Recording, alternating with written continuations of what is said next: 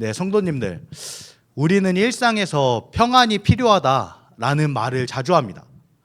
그래서 그런지 통장에 잔액이 넉넉해지면, 또 건강검진 결과가 정상으로 나오면, 또 계약서에 도장이 찍히면, 또 자녀가 합격했습니다 라는 문자를 보내면 마음이 조금 가라앉기도 합니다.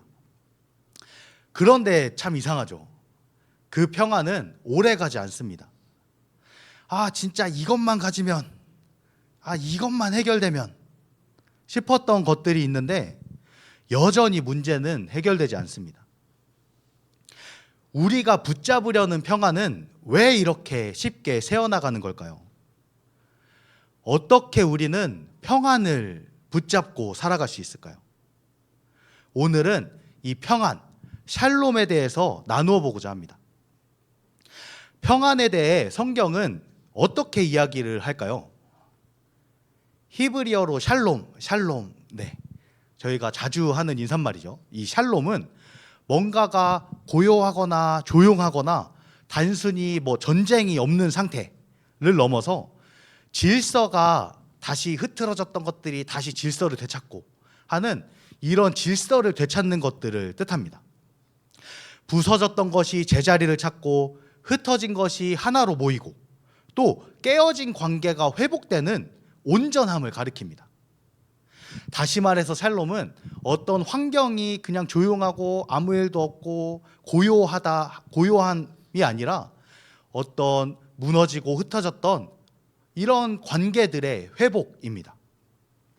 하나님과의 관계, 또 나 자신과의 관계, 또 이웃과 사회, 그리고 창조 세계와의 관계가 하나님의 질서 안에서 바로 서는 것, 그것이 샬롬입니다.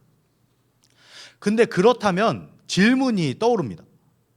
나는 무엇을 얻어야 평안하다고 느끼는가? 그 평안은 또 얼마나 지속되는가? 혹시 나는 내 마음만 편하면 됐지 라는 수준의 샬롬을 가두어 두고 있지는 않은가? 그리고 결정적으로 도대체 왜 예수님의 십자가가 우리의 샬롬과 필연적으로 연결이 되는 것인가? 성경은 분명히 말합니다. 인간의 죄는 하나님과 우리의 사이를 갈라놓았고 그 균열은 곧 나의 내면의 분열, 또 이웃과 사회의 갈등, 피조세계의 신음으로 번졌습니다. 우리가 아무리 성취를 더하고 또 지식을 쌓아도 이 근본적인 단절을 봉합할 수는 없습니다. 샬롬은 만들 대상이 아니라 받아야 할 선물입니다. 그래서 오늘 우리는 샬롬은 어디에서 오는가? 라는 질문 앞에 서서 샬롬이 세상의 조건이 아니라 예수 그리스도에게서 온다는 복음의 이야기로 조금 걸어가 보려고 합니다. 오늘 본문 골로새서 1장 19절 20절 말씀입니다. 아버지께서는 모든 충만으로 예수 안에 거하게 하시고 그의 십자가의 피로 화평을 이루사 만물 곧 땅에 있는 것들이나 하늘에 있는 것들이 그로 말미암아 자기와 화목하게 되기를 기뻐하심이라. 오늘 이 말씀을 따라서 샬롬의 근원이 왜 오직 그리스도인지, 그 샬롬이 어떻게 우리 자신의 내면을 넘어 관계와 공동체, 세상으로 확장되는지, 우리가 그 샬롬을 받고 또한 흘려보내는 제자로 어떻게 살아갈지에 대해 이야기를 나누어 보고자 합니다. 먼저 샬롬의 근원은 예수님이십니다.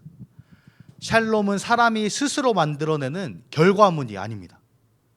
우리가 살면서 이것은 아마도 충분히 또 알고 저보다 더 많이 경험하셨으리라 생각합니다. 예, 감사합니다. 네, 성경은 분명히 말합니다. 샬롬은 예수 그리스도로부터 옵니다. 오늘 읽었던 골로새서 1장 19절 20절은 이렇게 증언을 했죠. 아버지께서는 모든 충만으로 예수 안에 거하게 하시고 그의 십자가의 피로 화평을 이루사 만물이 그로 말미암아 자기와 화목하게 되기를 기뻐하심이라. 여기서 우리는 두 가지 중요한 사실을 발견할 수 있습니다. 먼저 모든 충만한 것들이, 모든 충만이 예수님 안에 거한다는 사실입니다. 바울은 예수님 안에 하나님의 모든 충만이 거한다고 말합니다. 세상은 불안과 결핍으로 가득하지만 예수님 안에는 부족함이 없습니다. 우리가 흔히 찾는 여러 샬롬의 조건들이 있지 않습니까? 소유도 있을 거고, 내가 이루고자 했던 꿈, 또 사람들 사이에서, 관계 사이에서 이루어지는 그런 관계와 사랑, 이런 조건들은 늘 깨지고 흩어지지만 예수님은 하나님의 충만을 우리에게 부어주시는 분이십니다. 다시 말해 샬롬의 뿌리는 나의 환경에 있지 않고 예수님 존재 안에 있습니다. 두 번째로 예수님의 십자가의 피로 화평을 이루셨다는 사실입니다. 성경은 샬롬이 단순한 위로가 아니라 피 흘리신 대가 위에 세워졌음을 선포합니다. 근데 왜 십자가가 필요했을까요? 우리의 죄가 하나님과 우리 사이를 가로막았기 때문입니다. 죄는 샬롬을 파괴하는 가장 근본적인 힘입니다. 죄가 들어온 이후 인간은 하나님과 멀어졌고, 또 스스로 선악을 분별하겠다 한 결과로 분열되고 서로 미워하고 세상은 그렇게 신음하기 시작했습니다. 우리가 아무리 선을 행하려고 노력해도 이 단절을 스스로 메울 수는 없습니다. 그 누구도 죄와 사망의 문제로부터 자유로울 수 없는 우리의 이 수많은 현실이 바로 그 증거입니다. 그래서 예수님께서 십자가에서 피 흘리심으로 하나님과 우리 사이의 벽을 허무셨습니다. 이것이 복음의 이야기입니다. 샬롬은 값없이 주어진 선물이 아니라 예수님께서 그 핏값으로 사신 우리 삶의 가장 근본적인 문제를 해결하신 그야말로 이름 그대로 은혜의 선물입니다. 본문은 또한 화목하게 하셨다라는 단어를 강조합니다. 샬롬은 단순히 갈등이 없는 상태가 아니라 깨어진 관계가 회복되어지는 것입니다.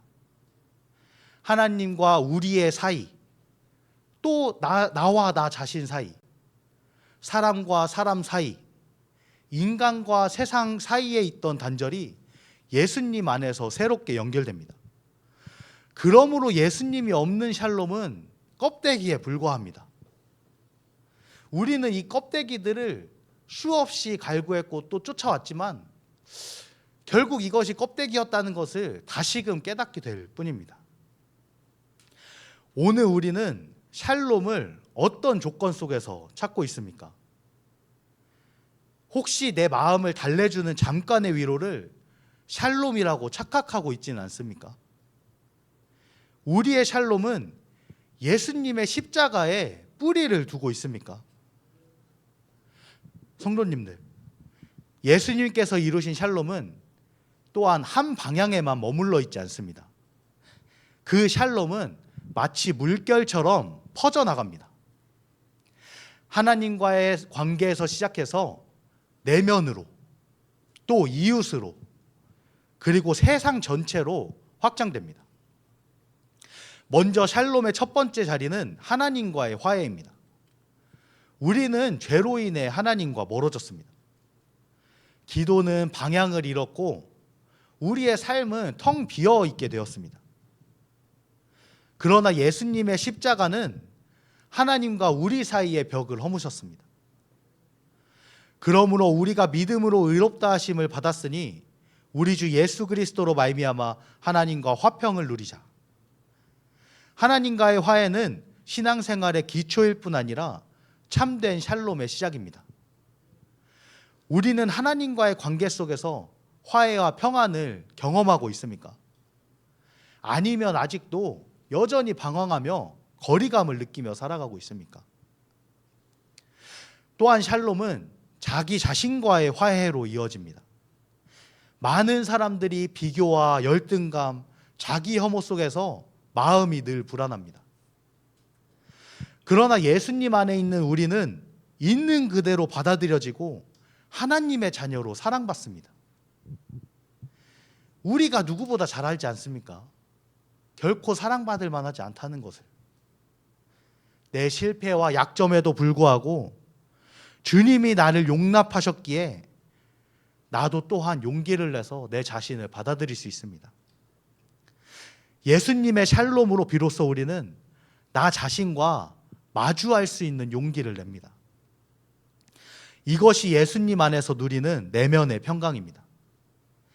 오늘 여전히 비교와 불안 속에 자신을 몰아세우고 있지는 않습니까? 예수님 사랑 안에서 정말 진정으로 자유를 누리는 우리가 되었으면 좋겠습니다. 샬롬은 또한 사람과 사람 사이의 화해를 만들어냅니다. 에베소서 2장 14절은 이렇게 증언합니다. 그는 우리의 화평이신지라 둘로 하나를 만드사 원수된 것 곧 중간에 막힌 담을 자기 육체로 허시고. 가족 사이의 갈등, 교회 안의 분열, 사회적 차별, 이런 벽들이 예수님 안에서 무너집니다. 샬롬을 경험한 사람은 화해를 선택합니다. 우리에게 벌어진 상황은 어쩔 수 없지만 그 상황에서 무엇을 선택하는지는 바로 우리가 선택할 수 있는 일이기 때문입니다. 샬롬을 경험한 사람은 또한 용서를 실천합니다. 그리고 다름을 존중합니다. 그래서 그리스도 공동체는 세상이 흉내낼 수 없는 화해의 자리여야 합니다. 우리가 속한 가정, 또 교회, 직장 안에 화해가 필요한 자리는 없습니까? 용기를 내보는 우리가 되었으면 좋겠습니다. 마지막으로 샬롬은 온 세상, 창조 세계와의 관계로 확장이 됩니다. 바울은 예수님께서 만물을 화목하게 하신다고 오늘 본문을 통해 이야기합니다.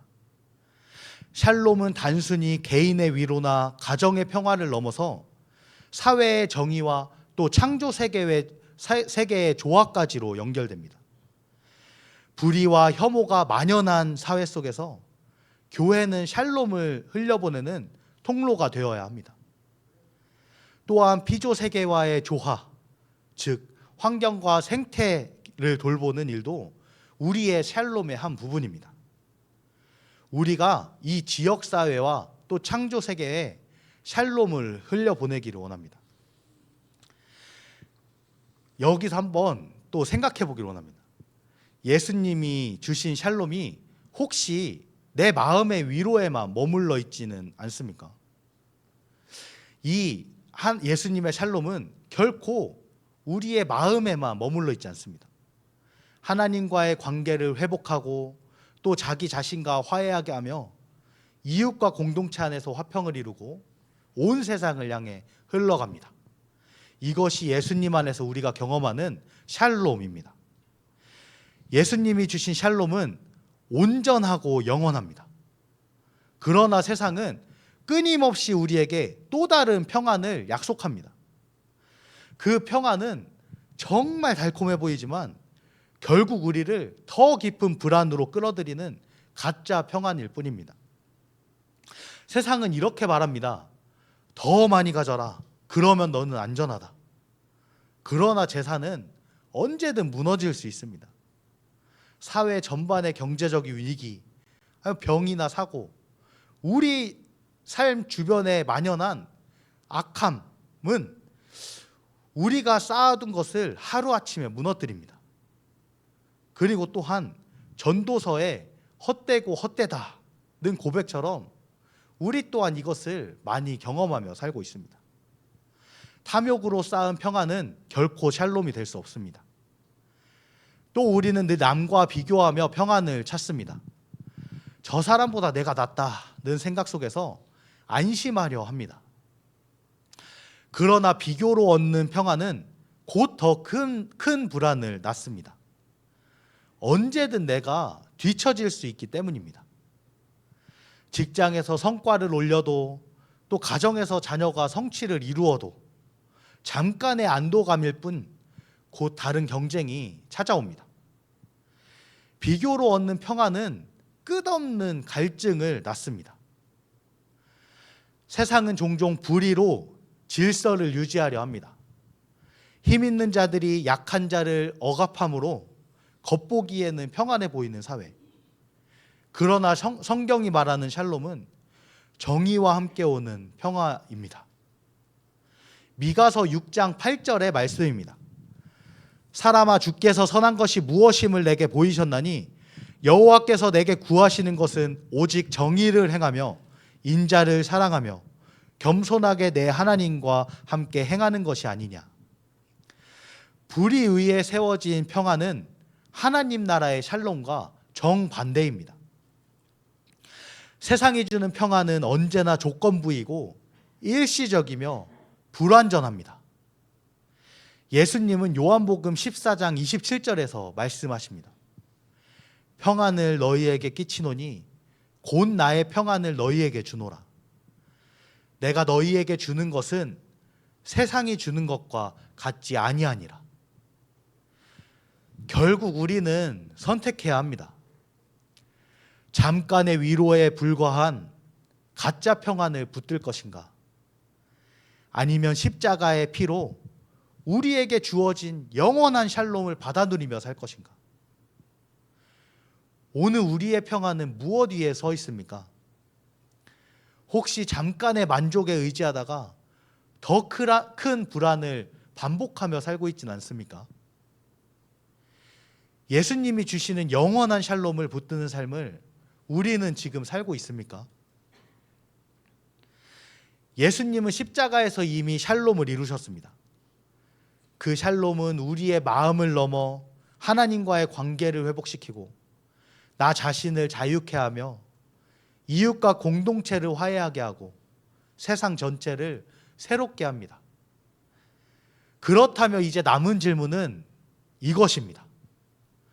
우리는 이 샬롬을 어떻게 살아낼 것인가? 샬롬은 우리가 만들어내는 결과물이 아니라 예수님이 주신 선물이라고 이야기를 했습니다. 그러나 동시에 그 선물을 받은 우리는 이제 샬롬을 흘려보내는 화평케 하는 자로 부름을 받았습니다. 마태복음 5장 9절에는 이렇게 이야기합니다. 화평하게 하는 자는 복이 있나니 그들이 하나님의 아들이라 일컬음을 받을 것이며, 가정에서 미움 대신 용서, 지적 대신 격려로 나아가길 원합니다. 정말 작은 말 한마디가 가정을 무너뜨리기도 하고 가정 안에 샬롬을 세우기도 합니다. 직장에서 경쟁 대신 배려, 이익만이 아니라 공정을 또한 기억하길 원합니다. 샬롬을 경험한 그리스도인은 결과보다 사람을 존중합니다. 교회에서 다름을 존중하고 갈등을 화해로 풀어내는 공동체가 되길 원합니다. 교회는 세상이 흉내낼 수 없는 샬롬의 증거가 되어야 합니다. 우리가 또한 세상 속에서 불의와 혐오 대신 정의와 사랑을 선택하길 원합니다. 환경을 돌보고 약자와 함께 울부짖고 사회적 갈등 속에서 다리가 되길 원합니다. 다시 질문하며 마무리하겠습니다. 나는 오늘 예수님 안에서 샬롬을 누리고 있습니까? 우리의 삶은 샬롬을 흘려보내는 통로가 되고 있습니까? 우리는 이 지역사회 속에서 샬롬의 향기를 전하고 있습니까? 성도님들, 샬롬은 세상 조건 위에 세워지는 것이 아니라 예수님의 십자가 위에 세워진 은혜입니다. 그 은혜를 받은 우리는 이제 샬롬의 제자로 살아가야 합니다. 오늘도 가정과 일터, 교회와 사회 속에서 샬롬의 사람으로 살아가는 우리가 되기를 정말 소망합니다. 그럴 때 우리의 삶은 세상에 줄 수 없는 참된 평안을 증언하고 하나님 나라의 샬롬을 이 땅에서 또한 누리며 드러내게 될 것입니다. 함께 이 길을 걸어가는 우리 모두가 되길 소망합니다.